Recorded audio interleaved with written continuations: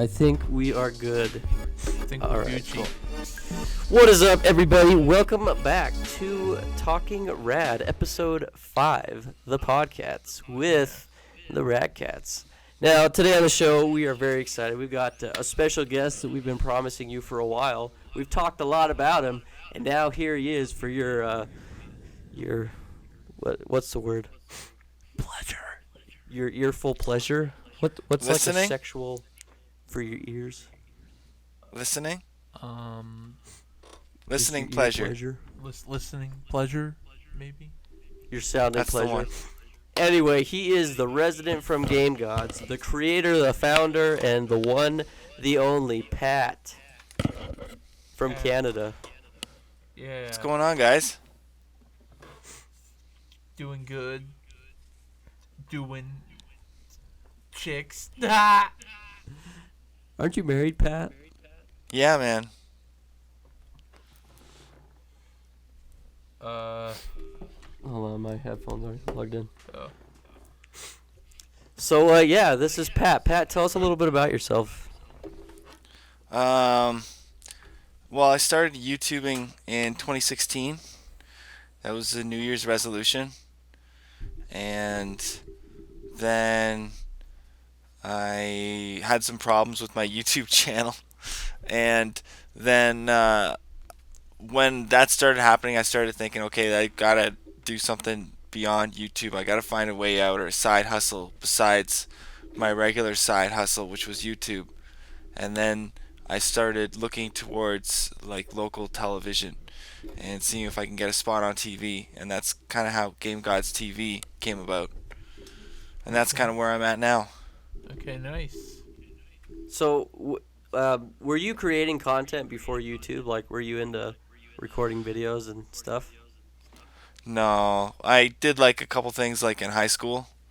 Like I made a movie where my brother's actually in it and my parents are in it. And my brother, he has a doppelganger, which is like an evil twin of himself that moves next door. And then he like knocks him out, and the evil one kind of like usurps him and like takes his place in the family, and we're starting to like notice that like he's just acting differently and he's dressing differently and his hair is different and everything. And then he ties up the family and he's gonna like pour gasoline on us and like set us all on fire, and then the good one breaks free and saves us, but then you find out that he was really the bad one. It's really stupid. And that was like the first movie I ever made.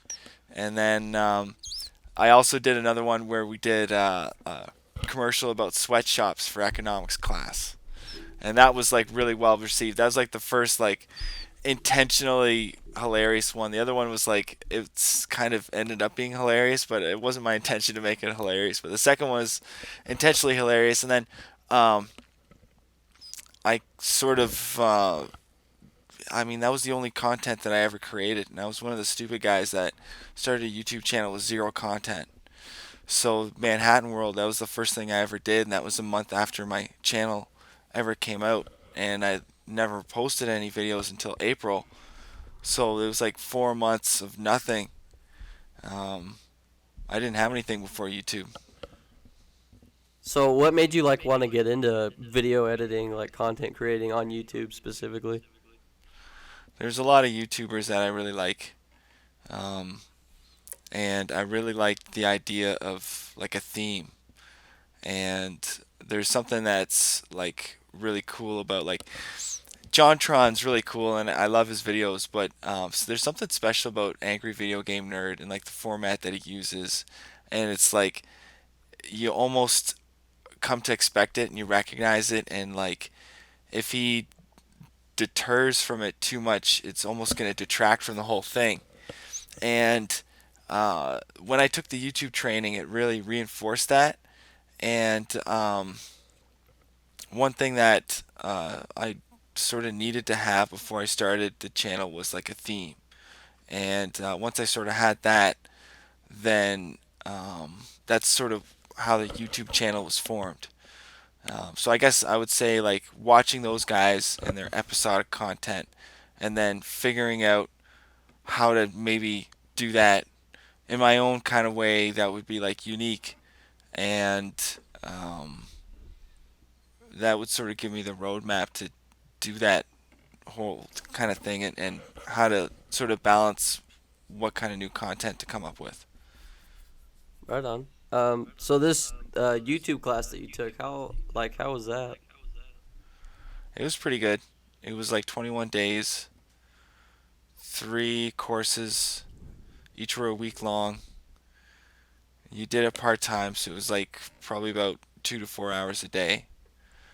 Then you had to like make movies and upload them, and it sort of taught different things. There's one about building your brand. There's one about how to get noticed on YouTube. Stuff about like metadata, how to um, do like how to name your videos, how to find out what's trending, and how to use the YouTube algorithm. Like they actually kind of show you how to exploit that thing because it's kind of out there for everybody to use. Anyways, and then there was one just on thumbnails, and what the 3 weeks were. And then there was another one that I was invited to, but then I was going through the thing with YouTube, so I just didn't do it. And that was more about like filming and like how to do camera setups and lighting, and you sort of need equipment to implement that stuff anyway. So I don't really see what the point was at that time. But I do need to improve the quality of the show. I'm always looking to make it better. So if they offer that again, I'll probably take it. Right on. So is it just like an online class, or did they fly Yeah. you in, or just online? No, it's all like remote. When you guys hit 1,000 subscribers, if they still offer it, it'll be available to you. Oh. So is it just like, is it like taking tests or something online, or do they actually sit and No, talk with you, or? yeah, it's all done with like there's a bunch of videos, and they're done by content creators, and you can't really access them anywhere else but like in this course. So it's cool. Like Vsauce tells you about stuff that he does in his videos, and I think Pro Jared's one of them too. And they just kind of Matt Pat, he kind of talks to you about how to make money on YouTube. It's really cool. Right on. Okay. And then there are like live ones that are optional too, but I didn't do those. They're at specific times. Oh, I see. Yeah. So does YouTube like appoint these guys to teach this class, or how does that work? I think so, yeah. Right on. Maybe YouTube Okay. asks them. Maybe they give them a budget. Maybe it's a symbiotic thing, and they promote their videos or something like that. Maybe it's just to, hey, do you want to get noticed by up and coming YouTubers or people that are, that's a big part of their community, right? Yeah. Right on. Yeah. So what's like this? You keep mentioning like this thing that happened with YouTube. What is this thing that happened with YouTube that you were mentioning? Man, there's like a lot of stuff. The first thing was basically hold on a second. I'm trying to get my bearings here. It was I think it was spring of last year, and I got this like weird orange notice, and YouTube said that the monetization on my account, because this is before monetization got really difficult. Like my current channel is under review, and it's been under review for a month, and they say it takes about a week, but now they're saying it takes longer, and you have to have 10,000 views in order to do monetization. So for me, when I did monetization, I probably had, I don't know, less than 1,000 views maybe. Yeah, I don't think there was a limit. So anyways, I was telling people, let's promote the video. And I don't know if you've ever seen my subscriber specials, but I kind of talk about this. People are taking it like too literally, and they're like turning the sound off my videos and playing them at like 5 times speed. and then having multiple windows open and then just like racking up the views. And I Dang. was like, no, that's like, you shouldn't do that. Like, if you want to watch every one of my videos once, and if you want to like every single one of them once, that's great. That's amazing. If you want to watch it twice because you enjoy it, but you're actually going to watch it, that's cool. But like, you don't need to run it on a playlist because YouTube doesn't like that, right? They want legit views. Yeah. So they called it unusual click activity. So then I wrote to them, and the thing about YouTube is like whenever you have a problem, it's like you never even deal with a live person. It's always like not even live chat. It's like email, and it takes them days to get back to you usually, and it's like really crappy, right? Um, they got back to me, and then they said, okay, it's all cool, right? So then that's fine. Then in the summertime, I'm, off camping, doing different things, and then get this notice again, and then they took monetization off completely. And I was like, what the hell? But at that point, it was July, and I had probably gotten somewhere in the neighborhood of 2,000 subscribers already. So I was doing well, what I thought, and I thought like, I'm not gonna quit. So I kept on putting up content, but that's when I was really open to like, hey guys, like here's my password. Do live stream from the channel. Let's grow this channel organically. Share content because there was no money involved in this channel anymore. It's not like you guys could take anything from me. So I wanted to do this like open platform kind of thing and have other people come in and do like a real community based thing. I thought like, okay, maybe it's a blessing, not a burden, that money's out of the concept for this. But then at the same time, I was like, okay, well, if I do want to make money at this or something, I'm gonna do it a different way. And that's when I thought about the show, right? That's what I mentioned earlier. And so the silver lining out of that whole cloud was that the show came out of it. That's gonna get me some more recognition. Hopefully, I'm gonna be able to do this full time and have like a real budget attached to it. Um, and so the monetization was one thing, but it led to some other stuff. So um, that's like part one answer to your question. Do you want me to keep going? Yeah, yeah, keep going. Okay. So the monetization thing, I was like, okay, so I'm cruising along. I'm thinking, um, let's roll the dice here and let's like really try to achieve something. So then I kind of thought about like, okay, trending stuff, and I was a real huge fan of like the movie. I read the book um, multiple times. I've seen the movie multiple times. This new movie that was coming out, like I thought they did an amazing job, and I was really psyched for it to come out. And then people were starting to like put up videos on it, right? So I did a review, and it was really heavily having like scenes in it, like including like George's arm getting bitten off and stuff like that.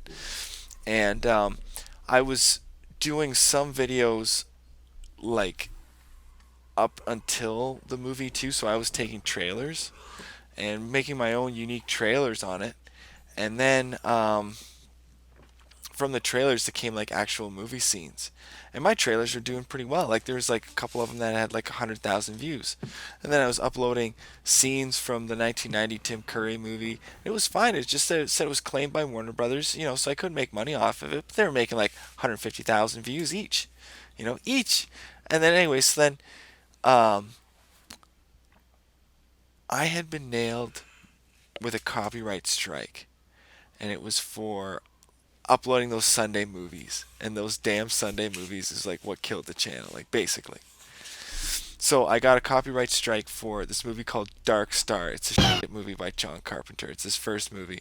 John Carpenter, if you're watching this, I doubt you are, but like I'm a fan of yours. Halloween was awesome, Thing was awesome, but Dark Star was a shit movie, and your shit That was movie like his was first like, movie. yeah, it's horrible, horrible movie. If Here's a bit of trivia. It was written by Dan O'Bannon, who went along to write Alien. So there's some ideas of Alien there, but like, wait till you see the alien in this movie. It's like some weird turtle ball thing that like is not scary. It's Isn't it really supposed to be stupid. like a comedy kind of? Yeah, it's like a stoner space movie. Like a really really stupid, huge low budget, god awful. Like, Okay. those horrible space movies where, like, they didn't have realistic movement in space and it's really just stuff flying across the screen. Yeah. It's not like the Star Wars cool way where they move the cameras and you get pans and no, it's like, flinging across this. You have to see it. Is I'm it like sorry. like a still camera and stuff is just flying across it? Yeah, yeah. And it's usually like guys in chairs. It's not even like ships and stuff. Wow.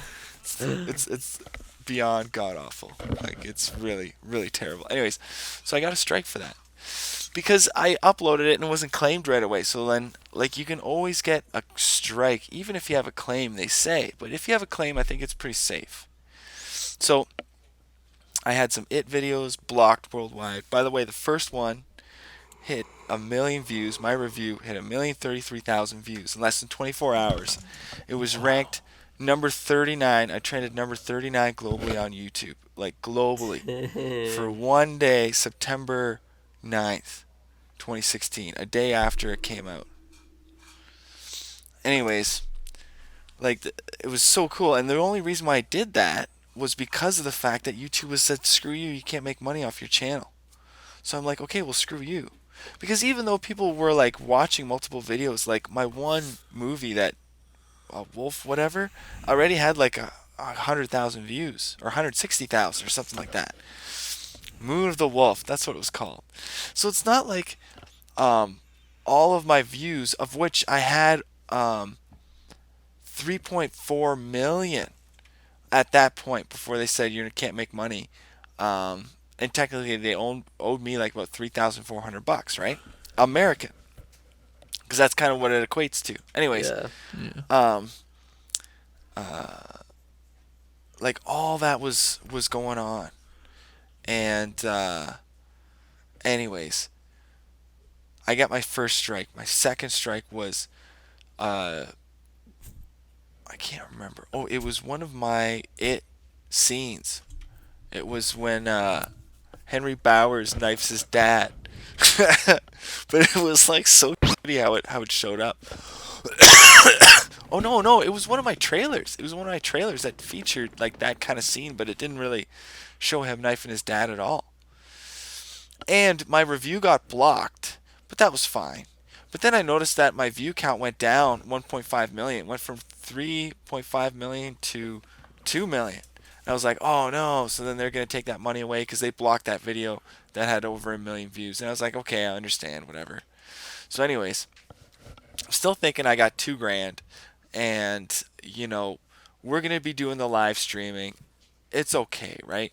We got an audience at this point of about 6,000 subscribers and about 5 million views total. And things are going well, right? And then all of a sudden, I had 2 strikes. So I wasn't able to upload content for about 2 weeks. So I was just adding, playlists and stuff and just trying to stay active, right? Anyways, then I get hit with another strike. And this is a public domain movie that nobody owns. And it was from some company in India who, like, maybe they own the rights to Canada from India. I really don't understand. It's an English company. might be It a was in their scam. Indian subsidiary. I don't know. Yeah. It was really stupid. And then they claimed another public domain movie. And like the AVGN reviews both these movies, and he mentions that they're in the public domain. And that's not what I was basing it on. I was basing it on like a paid subscription that I had to a collection of public domain movies that I wanted to upload to YouTube just to get some viewers so that they could actually look at the real content, right? The stuff that we made up. And we were getting a lot of good views, like the ones that we were putting up, those award shows, like they were at 500 plus views. One of them was over at 1,000. The fidget spinner video was over 1,000 views. Like, all that stuff trickles down, when other people go check out other parts of your channel. Yeah, right? for sure. Yeah. So anyways, I wrote back and I said, look, this is public domain. This is the precedent, blah, blah, blah. Anyways, YouTube comes back and said, well, since you don't own it, like, not since nobody owns it, but basically since nobody owns it and therefore you don't own it, we're going to leave the strike anyway. So then my channel was shut down. But they don't shut it down right away. They give you a week. So I just frantically downloaded every video and I uploaded every video to my new YouTube channel. I actually have close to 400 or between 400 and 500 videos on my GameGods TV channel that are private. Dang. And I've only actually made public like 100 plus. And of those, I've also added new videos like the switch happened around September and GameGods TV officially stopped, I would say, October 10th. Or sorry, GameGods stopped October 10th, so GameGods TV was like officially, passed the torch or whatever that day. So I was already doing the Halloween videos, and a lot of those are new. But a lot of them are rehashes from last year because I was like, I could put up every single one, and then nobody would see any significance to any upload because there's 100 of them out, every day.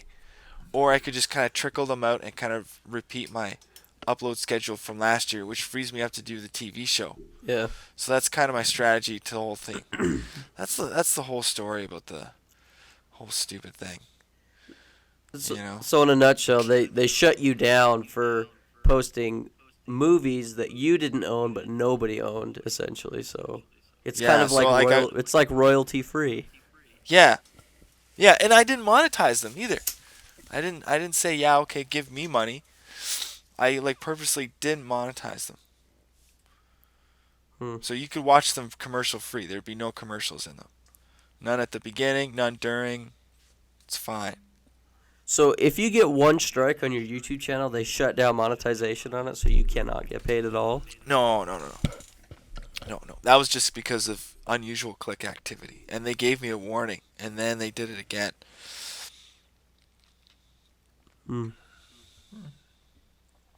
So you get 3 strikes, though, and then they shut your channel down for good?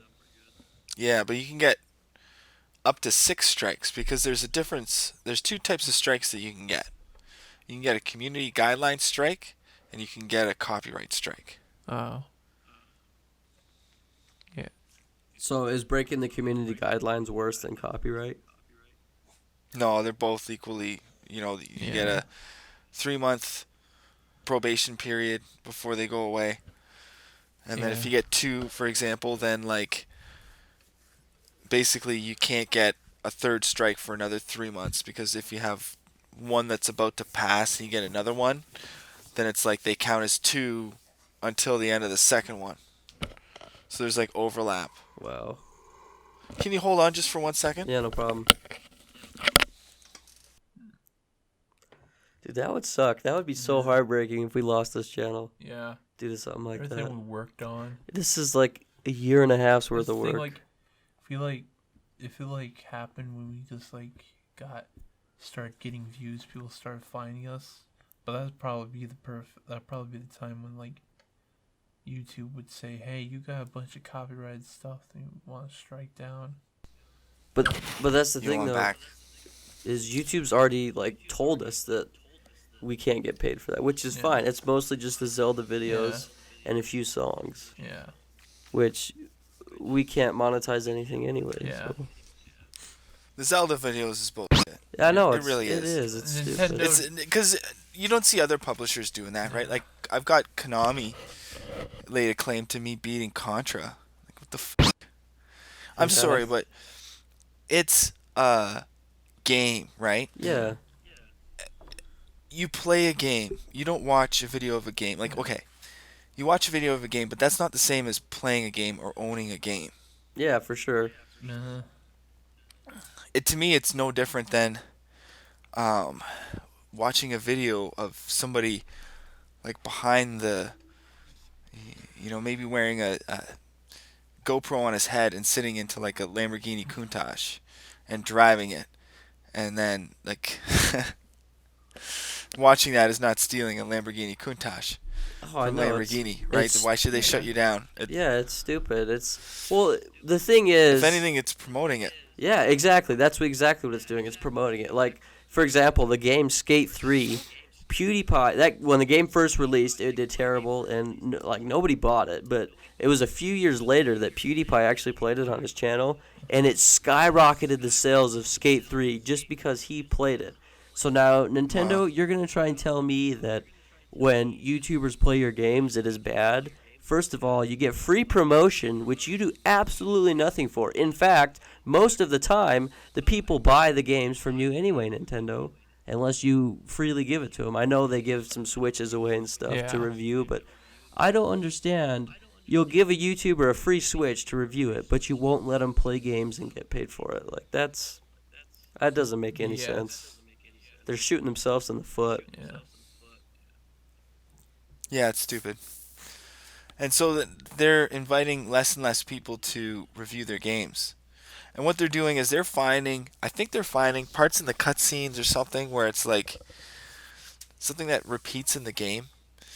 If you cut those out, I think the algorithm won't find it. Yeah, that's what Yeah. we've had to do. Like I think it was our first 5 or 6 episodes. It's probably our first more than that Yeah. of Zelda, where we just played it raw, like we didn't do any editing or trimming or whatever. We just threw it up there, and that's when you get the strike, is the cutscenes. So I mean, we've cut them out and haven't gotten hit since. So I think There you go. there's ways around Nintendo's BS, but So I've even flipped the cutscenes around.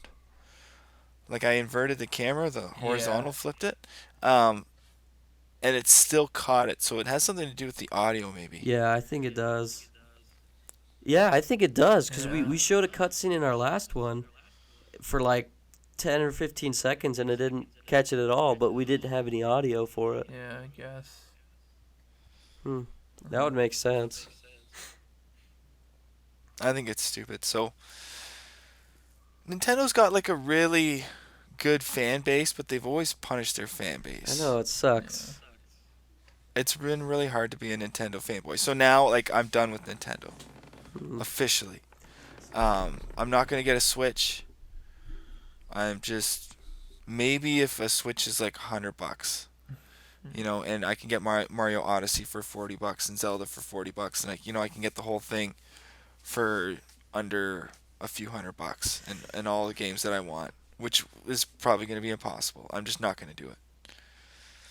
Dude, if you Well, haven't played those games, man, you are missing out. That new Zelda know. game is legit. Like Yeah. I know. But I can still get it for the Wii U technically. You can. It's still $80. Okay, in Canada, $80. That's steep. Yeah.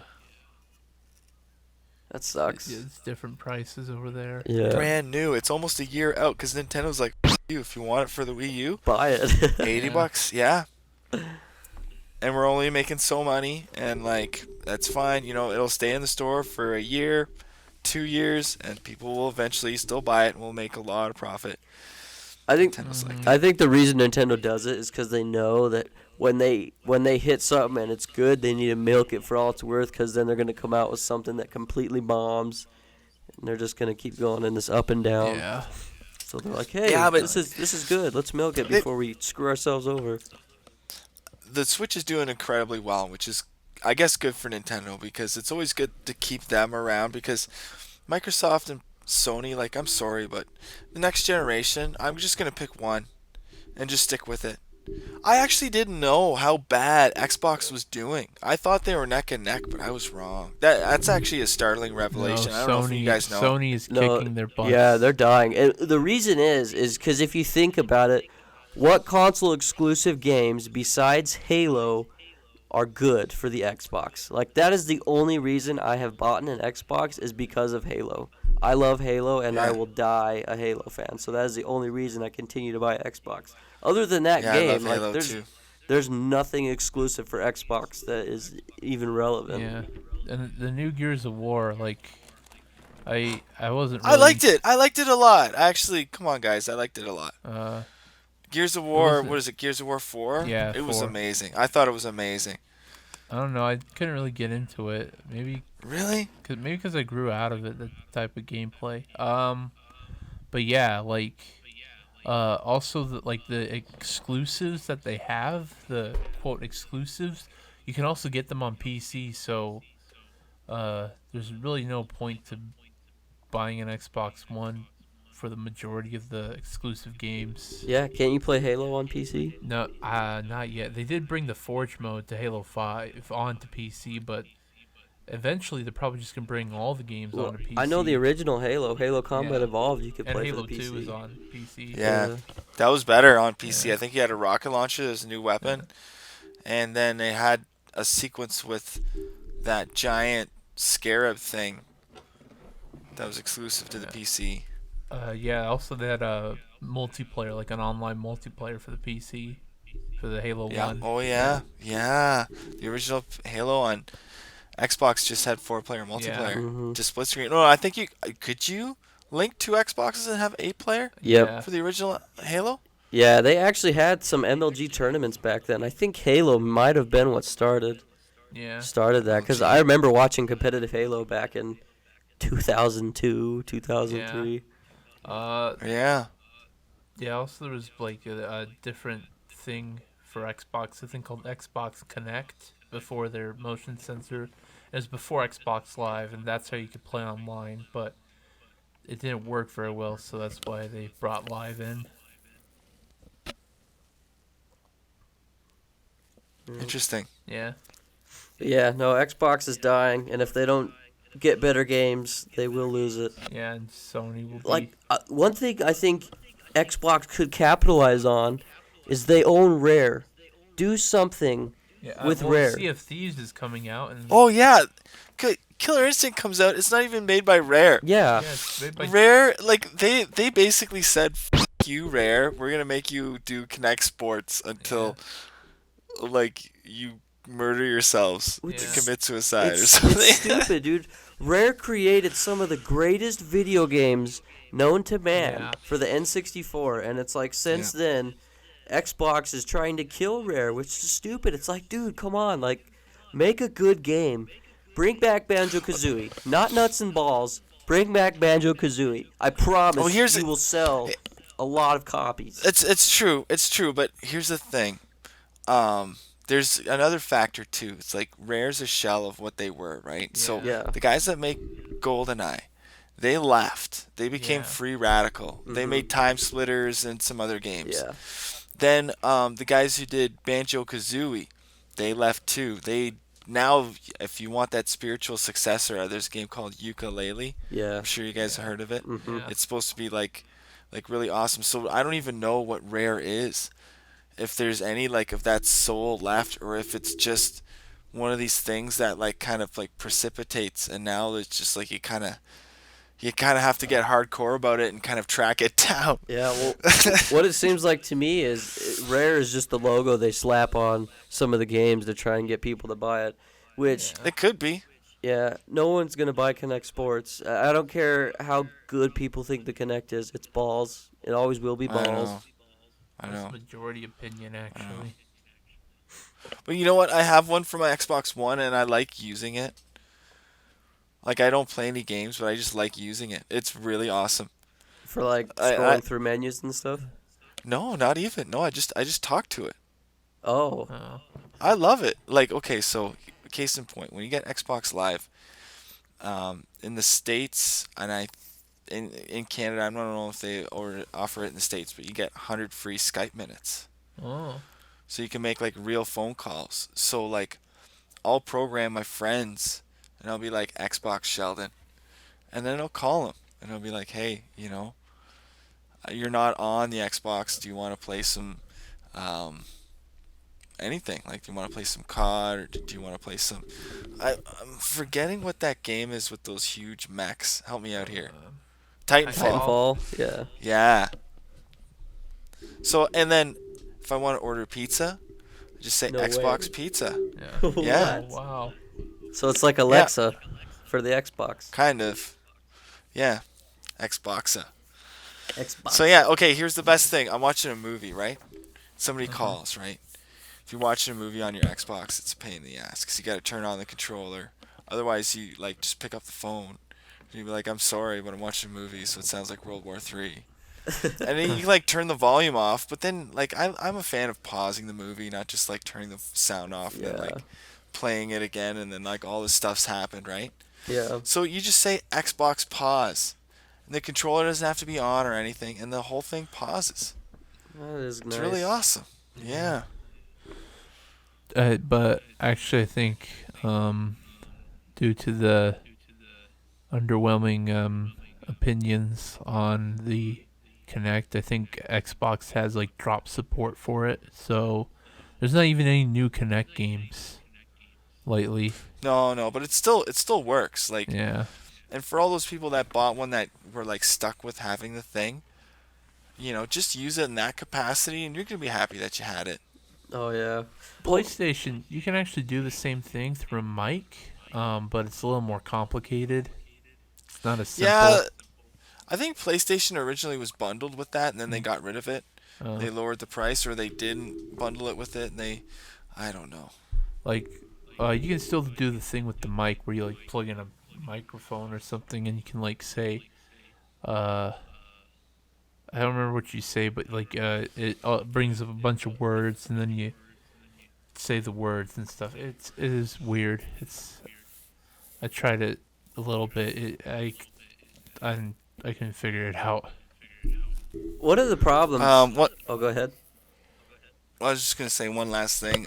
At the beginning, when they had those cards, like if you bought a game and then it had a free level, or if you bought Xbox like money or a live subscription, they had a QR code on those things. And when you had Kinect, you just threw the code up right up to the camera. You didn't have to say shit, and then just be like, boop. Do you want to like, this is $20. You want to add it to your account, or just be like, that'd be boop? nice. Yeah, Nice. so you know how it's like freaking 12 to 16 characters you Yeah, gotta it plug takes in. forever. And it's like, and it's gotta block caps, all that stuff, Oh no, you just hit the thing. And yeah, I think people are missing the boat. I think that's such a cool thing to have.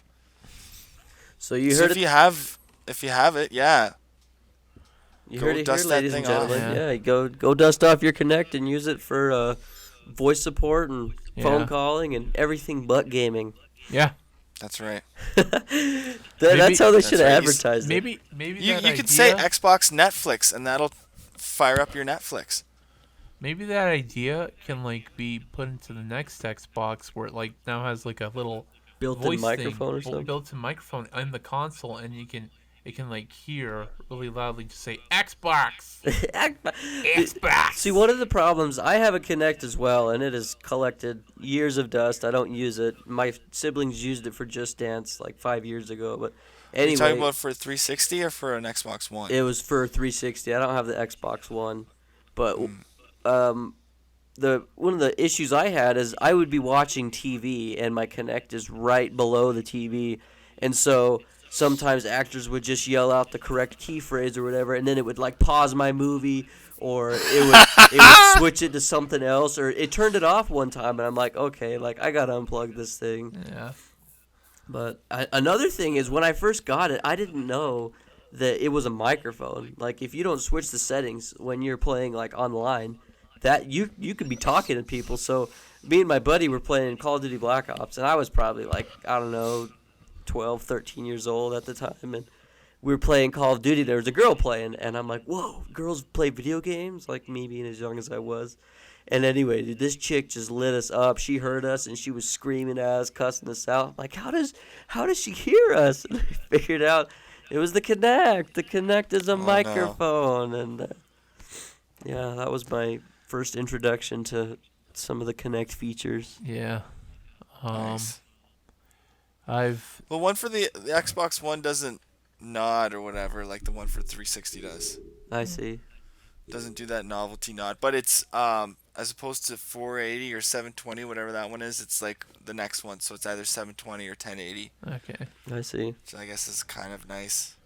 I think there was one good game for the Kinect, and it was called Shape Up. It was like an exercise game. It wasn't Star Wars? No, it wasn't. No, it was not Star Wars. Yeah, it's from Ubisoft, and just do exercise. I was so excited about Star Wars for Kinect. Like if you guys followed Kinect all the way back to Natal and that whole thing, if you guys watch those videos, like they're insane. Yeah. It's so amazing how it looks, and then all of a sudden Kinect is what we got. It was just like such a mammoth ripoff. It's a letdown. Yeah, so when they announced Star Wars Kinect, I was like, oh my god, this is gonna be cool. Like you're gonna like maybe Chewbacca, like maybe you're gonna sit there and play that stupid game where rip your arms out of your sockets if he loses. Maybe you'll be in the Falcon, Yeah. maybe you'll be in the cockpit, like Yeah. pretending to grab the guns, and I thought it was gonna be so sweet. And And then delay Oh, after God. delay, and then it came out, and Then you got freaking Han You got- Solo. Han got- Solo, Oh, Han Solo. no. oh my god! Hey, do you guys have any Star Wars stuff? Because we could do a music video of that one. So I'm surprised nobody's done that I yet. don't really have any lightsabers. I only really have a T-shirt. We could find Yeah. stuff. It You would could be probably buy hard. stuff. I mean, like, Yeah. they always sell stuff at Walmart, and so they've been selling stuff at Walmart for years. They will always There you sell go. Star Yeah. Wars stuff.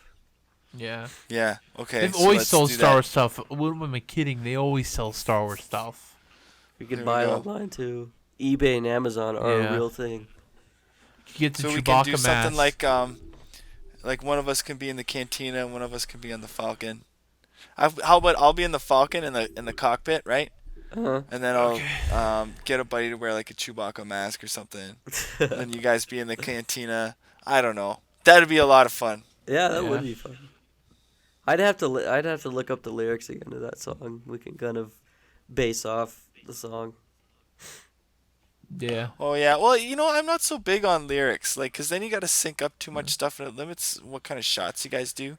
I'm always like, I'm gonna try to do this thing where I don't do anything in any of the videos. I'm just gonna stand there and nod my head. Oh, what's Oh, I think there's a rap song like that where they just nod. I can't remember. I'd have to look it up. But there's a part in the music video where they just stare at this camera all dramatically. They just freaking nod. That's cool. What's the next question we're gonna ask him? So where do you see the future of GameGods going? Like, we'll go all the way back to YouTube now. Take a huge detour, but yeah, where do you see the future of like your YouTube channel and your career as a content creator going? Let's say in the next 5 years. That's a good question. I'm just gonna say that like, your audio is kind of coming in crackly, and sometimes you're in fast forward mode. Am I coming out clear for you guys? Yeah, you've been Yeah. coming out clear. Okay. All right. So, well, it doesn't matter. So, my recording, maybe you're gonna have to take out your audio or something, or I don't know how it's gonna work. Anyways, your parts, from what I hear, is gonna be like, they're like kind of all garbled. I Yeah. see. But I'm kind of able to hear you. I don't know. It's definitely like a connection thing. It's not a mic thing, or it could be. Is it something that you guys can fix? Let me try this. Oh shoot.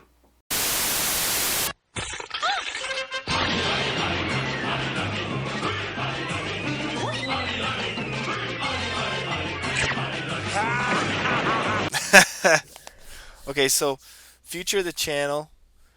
It's a good question. I don't really know. So I sort of do know. If you remember what I was doing and what point for GameGods, then there's no mystery. So basically at this point last year I was doing Japanuary, which was like very small in scale. It's going to expand, but I'm also busy. You're about to say something? Logan Paul, I think he started Japanuary as well. Oh! Zing! Oh, I feel terrible saying that, but it's true. Pat, you may have started Japanuary, but Logan Paul took it to a whole new level. He did. What a jerk. Like, like those people are douchey to the core because it doesn't even register to them. Like, friggin' so terrible. I know, it's just sad. Like, the guy, I don't know him at all, like personally at all, but I mean, some of the videos he's made have been like really inspiring. But after watching those Japan videos about how obnoxious he was and disrespectful he was to their culture, like, that is not good, and it is not okay to put online. No, that's It's like worse than JonTron's video. You know, JonTron's video, like, you forget about in T minus 2 seconds, Yeah, this one, or T minus a day, and this one is like, yeah, man, like, you effed he'll up. bounce back, but yeah, he really shit the bed, and I hope he knows that he's got to go away for a while. Yeah. It just sucks. Like, I mean, if they were to shut down his YouTube channel, which I know that's what everybody wants, I feel like there would be a lot more people committing suicide because that guy is literally a god in these kids' eyes. It is crazy. So, dude, it is insane. There's girls in my hometown that are like young girls, junior high age, that are absolutely in love with the guy. Like one of my sister's friends came over to our house crying after all the stuff went down. She was like, Holy shit. Dude, I joke, I kid you not. Like, this girl was in tears. She was devastated because Logan Paul effed up, and I don't know. It was just, so yeah, I mean, I'm sure YouTube took that into consideration and said, hey, like, we can't just ruin this guy's career. Yeah, they like took him off like ad preferred, Google ad preferred, and they dropped a bunch of his YouTube Red shows. Like, you know that movie The Thinning? Yeah. They were gonna have a sequel to it, and they totally canceled it. Which sucks, dude. I don't agree with that because there's more people that work on that show besides Logan Paul. There's just like the whole Scare PewDiePie thing. Yeah. So much work. So many people worked on that. And because of one guy's actions, you just throw it all away. Which, I mean, they have to do it, but it still sucks. Yeah, and also they could just give the rights to, with Scare PewDiePie, they just give the rights to PewDiePie and he could upload it. Yeah. But I guess they wouldn't make any money off of it, which is kind of the point. So Yeah. So one thing that like is important to me is owning it, right? Mm-hmm. I know I have to edit certain things out of certain shows, and the second one surprisingly is like it's fine, right? There's some things like herpes commercial and stuff we say, and like he had, supervising producers got the final say, and he didn't have a problem with that stuff. But I know that I can just put the real like rough or the cheeky versions, whatever, on YouTube, and that'll be that. And then I can have the clean versions also on YouTube, and I can direct people towards that.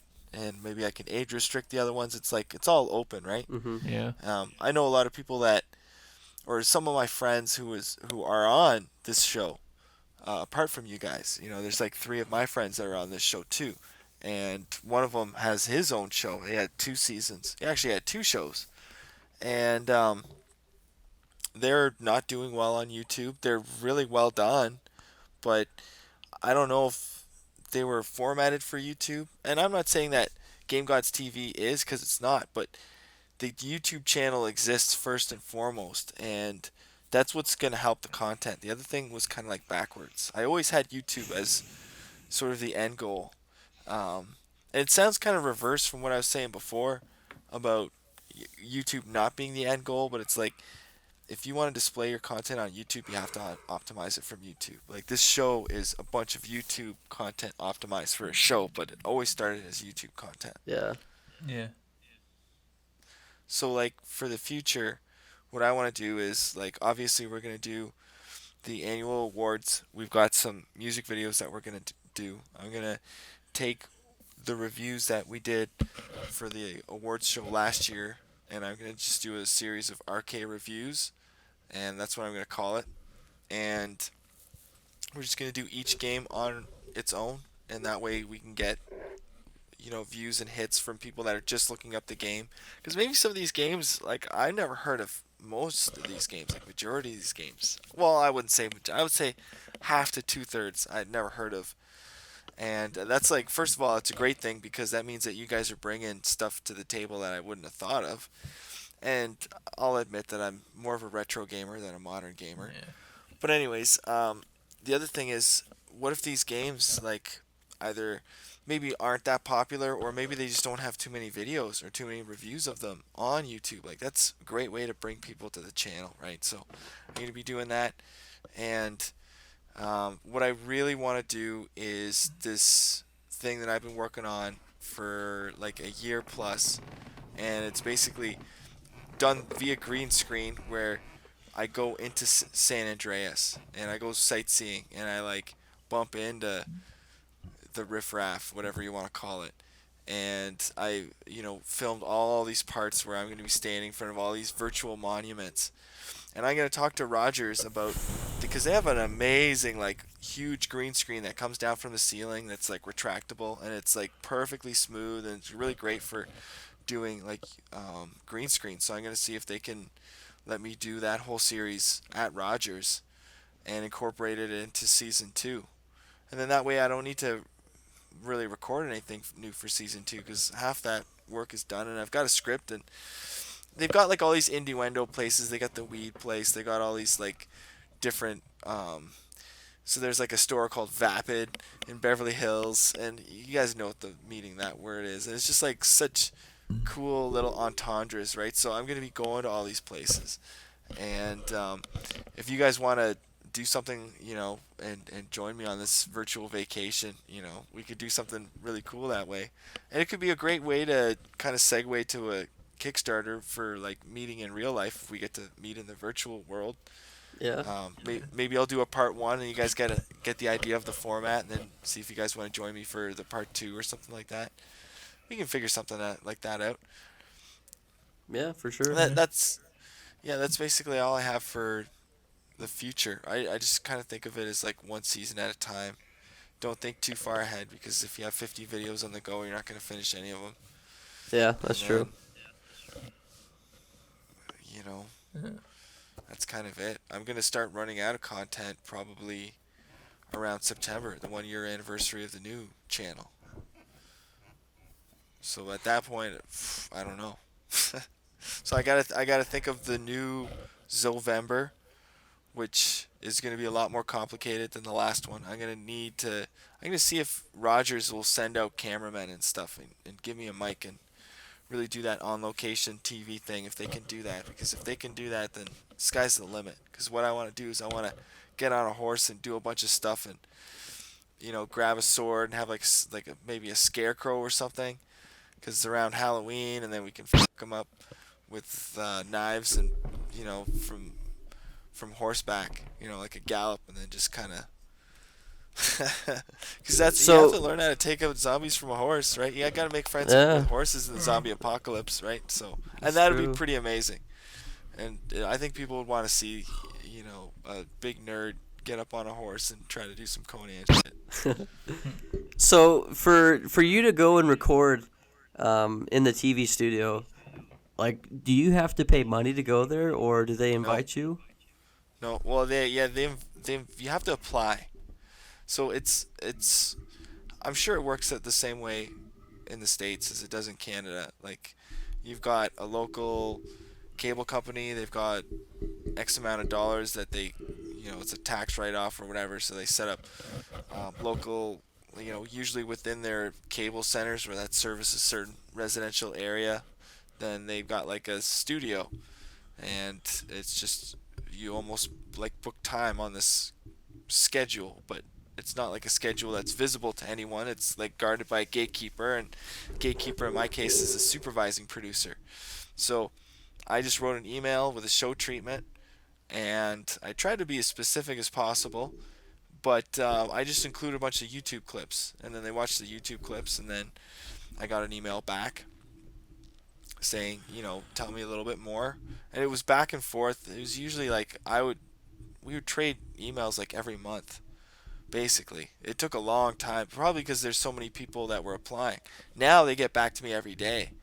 Dang. Which is nice. But it's only because I've been in filming and that whole thing. So I just pitched the show idea. I tried to be as accommodating, as conservative as possible. I didn't ask for a lot. I just asked for studio time. So that usually means there's one guy staffed that's running everything, and then there's me. And the first time I went, there's 2 people, and the last time I went, there's only 1 person. So it's really not a lot of resources. And then the other thing is editing. So if I let them edit it, then it turns out to be something that is not exactly what I wanted. I've got a certain style, you can kind of tell the style when you watch the videos, or I mean it jumps around a little bit, but it's like generally like a comedic style. It's kind of in your face, And Yeah. the last thing I would want is somebody that didn't get that, the Yeah. quick cuts and like the humor that lingers for a certain reason, and like just the weirdness, the general weirdness. Like so I would rather do it myself, and then if I do it myself, I own it.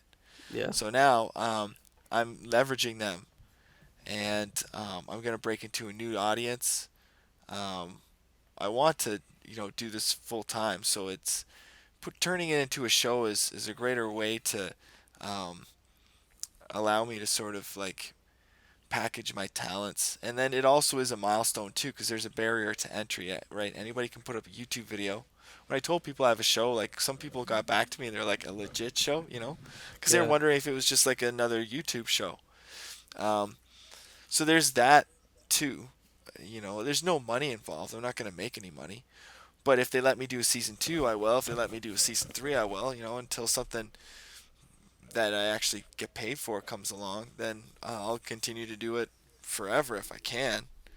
I just think it's kind of neat, and I'm always going to use the studio and hopefully get a cameraman out, because that kind of stuff goes back to the YouTube channel too, right? Like that kind of ups the production value.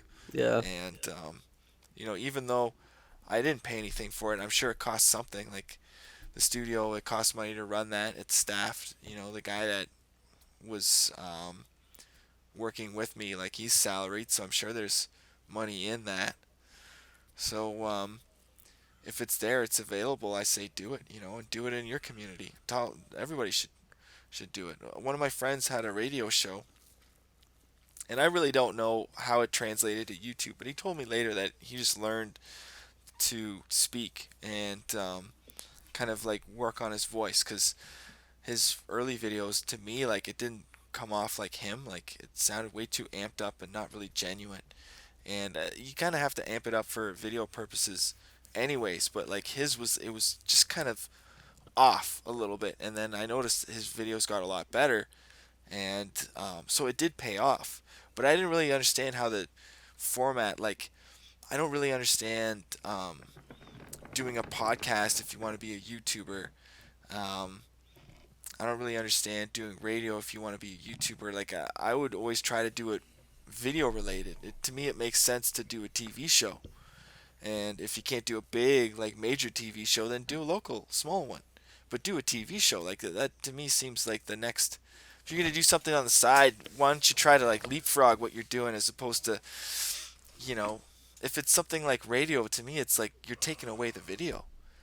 What Yeah. good is that? It's like half as good. I'm trying to go for twice as good, if that makes any sense. Yeah, well, and even most people that do podcasts, they say that if you've got a camera, throw it up there, because people want the visuals. People want to put the voices they want to put the people to the voices. They want to be able to see what's going on, not just hear. So yeah, I mean, I Oh totally yeah, agree with you there. So man. If I tell you right now, like I love the Joe Rogan Experience. If it wasn't filmed, if it was just voice, I would never watch a single one. yeah, Because Yeah. that's not me. Like if I'm doing something in the background, I like to listen to music usually. And if it's something that I'm watching in the foreground, I gotta have, like, if I'm paying attention to it, give me the visuals. I totally agree. Uh-huh. Yeah. Was that all the questions you guys had? Well, we did have one more, if you had time for it. Yeah, And sure. originally, if you didn't know, Pat wasn't planning on being on this episode this week, so we were going to talk about another subject. And so I guess one of the subjects we're going to talk about is since Dark Souls remaster just got announced.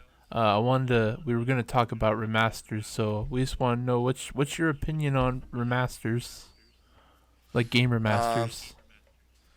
I think that console gamers are at a disadvantage versus PC gamers for a Yeah, multitude of reasons. Like, first of all, online gaming, like it was a standard thing in yeah, PC gamers. Mods, like it's very very sparse in um, like console games. PC games, like a mod, you can get that stuff on top of an existing game. It almost seems yeah, like a console game. You have to buy a separate game just to get that functionality. yeah, And one of the things that PCs also are great for is if you can get your game to run, like if you can get DOS running on Windows 10. A lot of games don't work anymore, kind of, but Yeah. some of them do. And you can take advantage of your computer's better processing power, and you can up the frame rate, you can up the resolution. If you didn't have 5.1 before, you can have it now. I know not a lot of PC games, that might have changed, but when console games are commonplace 5.1, there's a lot of PC games that are still just stereo sound, but let me know if that changed. But anyways, that's a really great thing. The remasters, I mean, if it's a great game, I'll buy the remaster. I like 1080p at 60 frames per second. Yeah. I don't mind. Games are really great last generation. They really look great. So if you just up the frame rate, up the resolution, then it's not like the geometry of the game looks really bad. It's not like the performances of the in-game characters are not convincing. It still is a passable game. It still looks great. You can still get that feeling of kind of getting engrossed because what the current generation looks like, and it's kind of got that up to spec kind of feel to it. You know what I'm talking about. Yeah. And so definitely, I don't believe in paying full price. Like I think I saw, remember the prices in Canada are like I would say generally about $10 more Yeah. per game across the board than states. If it's a $90 or I would say an $80 game in Canada, it's a $70 game in the states. Games generally I think are about $60 in Canada. That must be around $50 or $60 in the states, right, for a Yeah. new game when they come out. Yeah. So sometimes they're $70.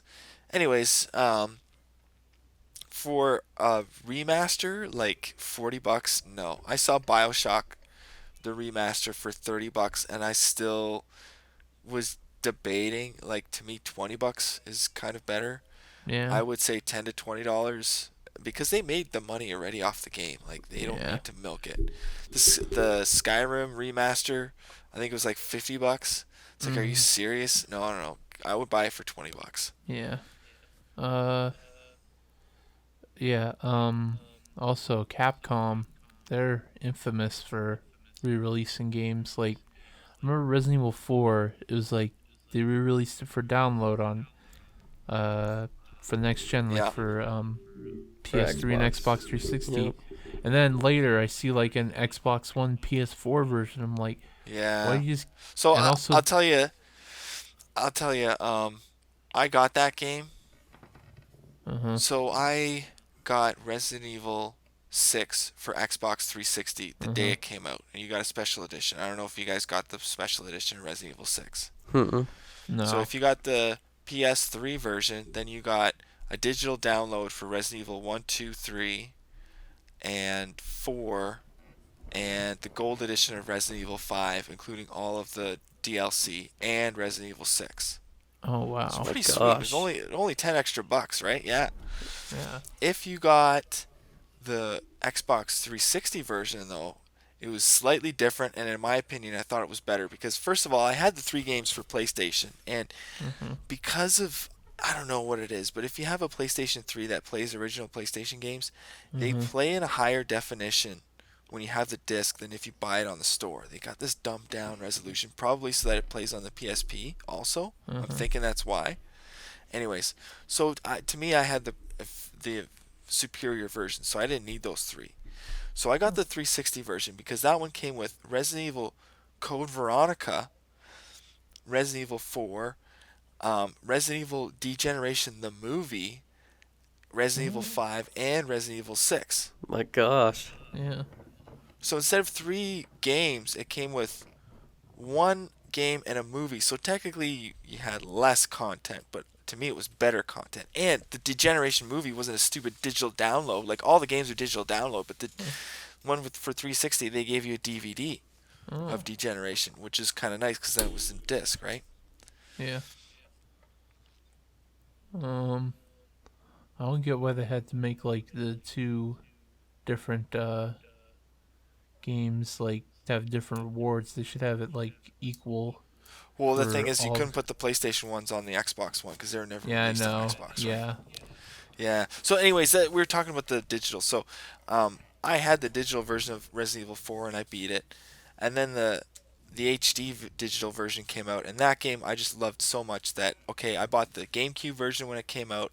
I bought the PlayStation version because it had the Ada Wong campaign. Yeah. I bought the Xbox 360 digital version, and now I have the Xbox One digital version. Like 4 times that game. But you know what? I don't care. Yeah. I owned like 6 versions of, not just 6, like multiple copies of the PlayStation version of Symphony of the Night. But I also own like multiple versions of Symphony of the Night. And you know what? I beat every single one of them.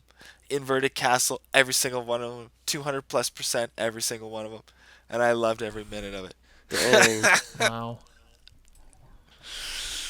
Yeah. So remasters, I say yes. If it's a game that I love, and you're gonna remaster it, fucking right. Yeah. You know, I never played the first Grand Theft Auto 5, but I thoroughly enjoyed it on this like current gen. Yeah. And had I played it on PS3, I know that I really would have enjoyed it in the first-person mode and everything that the remastered version.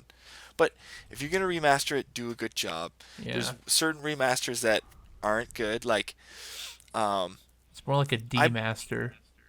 well, okay, so Silent Hill, the Oh yeah, the HD HD collection. on 360, like apparently the 360 version is buggy as fuck, and they didn't do a patch to beat it, right? Yeah. Or to fix it. And the PS3 version, they did a patch. I'm And I stuck didn't with know that that. 360 copy. Yeah, so am I. Yeah. So your pain is my pain. And the whole Yeah. reason, do you know about this, Sky? Like, do you know what we're talking about here? Uh-uh. So Konami deleted all the assets, or they lost all the assets for Yeah. Silent Hill 2.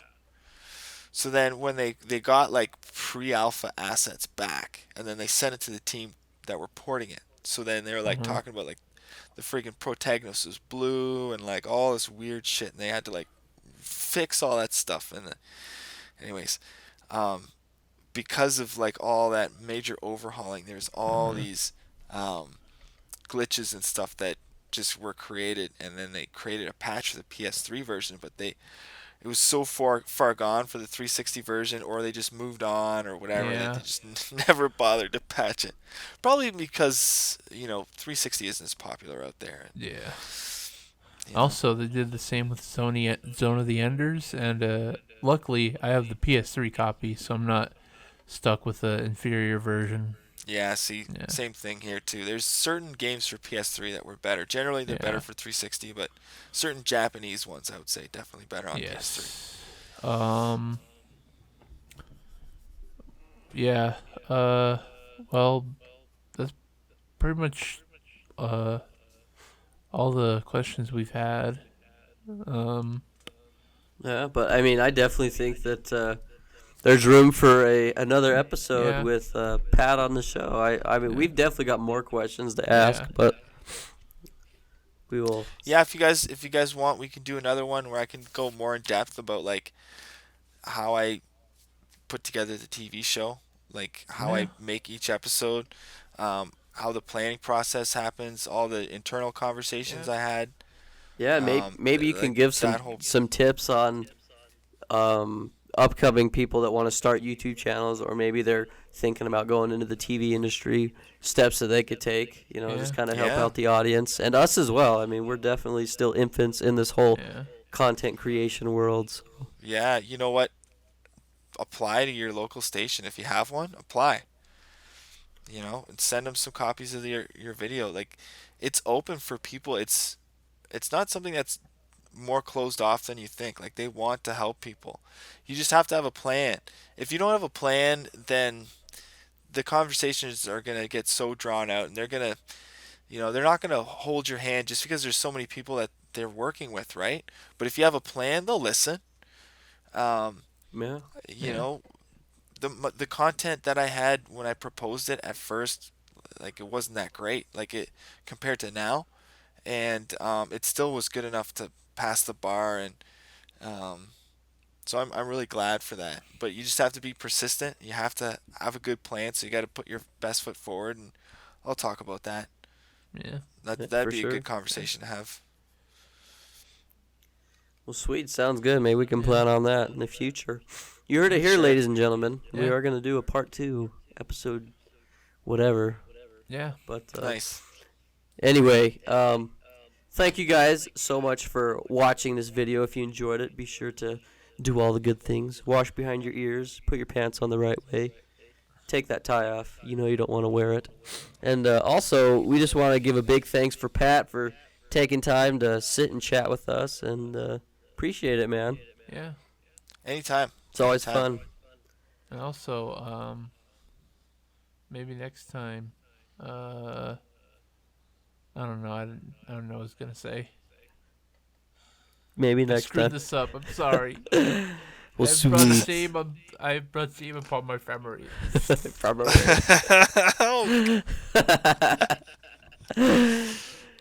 Good old-fashioned racism there. Yeah. Well, All right. appreciate it. Peace out, my bros from Idaho. Have a good one, man. Appreciate it. And as always, keep it rad. Keep it bad.